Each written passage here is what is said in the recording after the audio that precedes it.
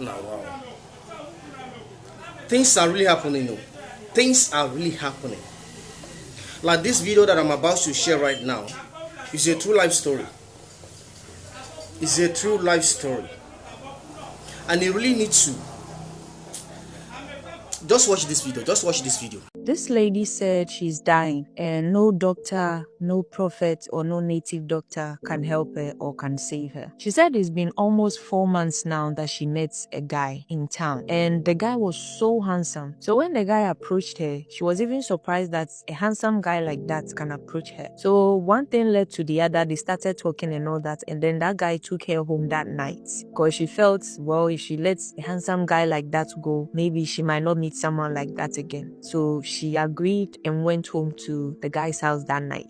So that night they had fun. And when they were, doing the thing or when they were having sex, she smelled something. It was like a rotten smell, like garbage. So she asked the guy, what's that smell? Can you smell it? And the guy was like, I can't smell anything. And then they were done doing what they were doing. And then they went to bed. So at dawn, she wanted to go for round 2 and try to, make a move on the guy. But when she touched the guy was icy cold. She was shocked and scared. She even put, her hand around the guy's nose like this to check if he was alive. And there was no air. So she just said a silent prayer and then went to bed. So in the morning when she woke up, she realized that, oh, the guy is not dead. He's actually, awake. And then she got ready and all that. And then the guy gave her money, like enough, very huge money. And she was even surprised. So the guy dropped her off. But she said when the guy was dropping her off, like the guy couldn't even look at her. She didn't understand why. So they got to her place. She just alighted and then the guy left. So when she got home, she tried calling the guy's number, but the guy has blocked her. So she didn't care. She was like, well, at least I got huge amount of money from this. So if our short relationship is going to end like this, I don't care. At least I won't feel like I've been used. So that evening, she actually sleeps with her sister in the same room. So that evening, when she was sleeping, at dawn, she woke up and she could perceive a smell of blood, very pungent one, very heavy in the room. So she woke her sister up and was like, can you smell it? Can you smell that blood? I can smell blood. And her sister was like, no, I can't smell anything. She said, okay, and then went to bed. But in the morning, she had somebody waking her up, beating her, waking her up. And when she woke up, she opened her eyes. Her sister was looking at her with a disgusted face. And she also realized that the windows were open, the door were open, like the doors were open, everything was open. And she could perceive that smell, the blood again. And then her sister was just looking at her like that. So she looked at her fingers, like her hand, and realized that there was blood on her hand. And then she checked and realized, okay, so the blood smell was actually coming from her. And she thought, maybe it's my menses. But then she realized that no, my menses just came 8 days ago. So this can't be my menses. So she took her bath, and yet still, even after scrubbing, after exfoliating and everything, just still the blood scent was on her and she could smell it. And now people around her can also smell the heavy blood. So her mother was like, no, this is not normal. Let's go to the hospital. And then they went to the hospital. When they went to the hospital to check, the doctors just didn't know what was the problem. They did a whole lot of tests, still nothing. And then they advised that she stays at the hospital for now. So she said she stayed at the hospital for like 5 weeks, yet still nothing. And then she confessed and opened up and told her mother about it, that, ma, this and this and this is what I did. And I think maybe that night, the guy I slept with and I felt he was dead and all that. So the mother was like, what? Are you serious? She said yes. And then the mother said, okay, let's go and look for the guy. So take me to that guy's house. She took her mother to that guy's house and they were told nobody like that lives here. No name, no. And they said, okay, maybe the person was living there at first, but they said, no, nobody like that has ever lived here. And the one who has stayed there for so many years said, I am the one who is staying here for so many years. So I don't know who you are talking about. The lady was shocked and the mother was now scared. So they started going to churches because the blood was heavy and she was losing weight. She's not in pain, no. She's not in pain, but she can't keep food down. Whatever food she eats, she throws up. And because of that, she's losing weight drastically. She's still bleeding 24/7 every day. So the mother started taking her to churches and all that.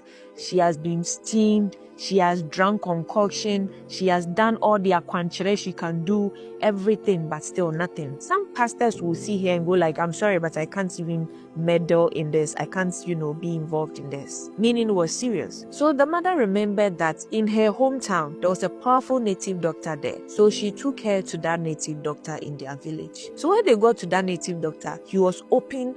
He told them point blank, you are a walking dead. You're already dead. You just have to wait till the body just goes back and that's it. You are dead. And the man told her that that guy you slept with wasn't a human being. And he left some small animals in your system, in you, spiritually. So they feed on your blood. Any food you eat, they don't like food, they like blood. So any food you eat, they will push it out. That is why every food you eat, you vomit it out. And that is why you are losing weight. And with you losing all the weight and all that, that particular guy or whoever you slept with is getting rich out of that. And the lady was like, but we protected ourselves. We used the condom. And the native doctor was like, so you think condom protects you spiritually? No, it doesn't. So now the lady says she's just waiting to die. She's not in pain. She just can't eat. And now she's just bony and waiting just to die. Ladies or young ladies out there, be very careful. Even the one you are dating as your boyfriend can turn and use you for rituals. How much more somebody you just met today and you are following the person to go and sleep with them and you are happy because the person is giving you a lot of money. Pepper, why? So you see, now you are dying or now you are dead. In fact, you are dead. No pastor is able to help you. No native doctor is even able to help you. You people need to understand that we human beings are not the only ones walking on this earth. There are mystical beings and there are demons walking on this earth. Sex is a spiritual thing. If you cannot abstain from sex, get married. If you are not financially stable to get married, sit the person down. Let the family know that this is the person you want to be with and stop sleeping around. You are just doing so ties left, right, front, center. And when your life is now messed up and everything you do doesn't go well, you keep asking yourself, why is everything not going well for you? Be careful, because that punani is a very special thing that leads to your soul. So if you just open your legs for anybody to enter your soul, know that you are killing yourself as a lady. Because most men or some men, if they sleep with you, they take from you. They tap into it. They take from your favor. They take from everything that you are supposed to accomplish. Ask yourself why that in Hollywood, before they will help somebody, they say, I want to sleep with you before I help you. Or even now, even here in Ghana, if a director or whatever wants to help an actress or an actor, they want to sleep with you, ask yourself, what is in that sex? It's a gateway to your soul. So if you think just opening your legs, nothing will happen, I'll just use condom, I'll be fine. No, you will not be fine. Protect yourself as a young lady coming up. Let's tone down the sexual immorality and pick up our dignities. Open your legs for every man doesn't make you a boss chick. No, it doesn't. It actually makes you a cheap one. Respect yourself as a lady and guard your punani, because it's a way of guarding your future. Don't let any man just get to sleep with you. Anyway, if you have any advice that you want to give to this lady, or you know somebody who can help her or something, just leave it in the comment section. She might see it and she might read it. This is scary. This is really scary. I don't even know if she's already dead. This is scary. Anyway, case closed.